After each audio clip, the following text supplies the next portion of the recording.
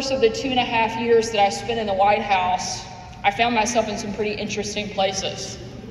What I would consider maybe some of the most difficult, challenging rooms you could ever imagine. And I'm not only talking about the White House press briefing room, but I got to travel with President Trump on a lot of different trips, a lot of different places. Very few more intense, more difficult, more high stakes than the very first time that the president was getting ready to sit down with the North Korean leader Kim Jong-un. We had just landed in Singapore. And anytime you're talking about the likelihood of nuclear war, the stakes get pretty high pretty fast. This was going to be one of the most historic and certainly one of the most widely watched meetings of his entire presidency. So there was a lot of intensity building up to this moment.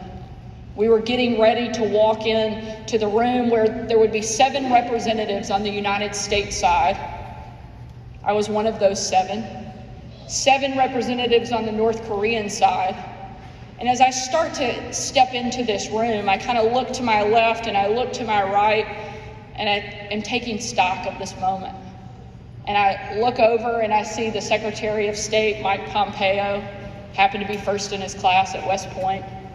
The Chief of Staff, who was a 4-star Marine General, the National Security Advisor, a couple of experts on North Korean and Asian affairs, the President, and me.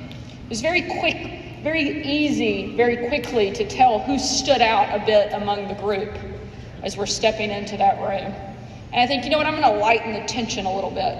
I'm going to loosen the mood, mostly to put myself at ease. So I turned to my good friend, Mike Pompeo. I said, "Hey, Mike, am I the only person here who either hasn't killed someone or hasn't ordered someone to be killed?" I laughed. Mike didn't. He looked at me and he looked at the rest of the room. He said, "Yes, Sarah, you're the only one." I told him, I said, I saw that going differently. But it was a perfect reminder to be prepared for the challenges that we face, to be prepared for every single table we sit at, to be prepared for everything we are going to face. Don't be naive. While we have an incredible opportunity in front of us, and we have incredible leadership who you have heard from today, our country faces some serious challenges.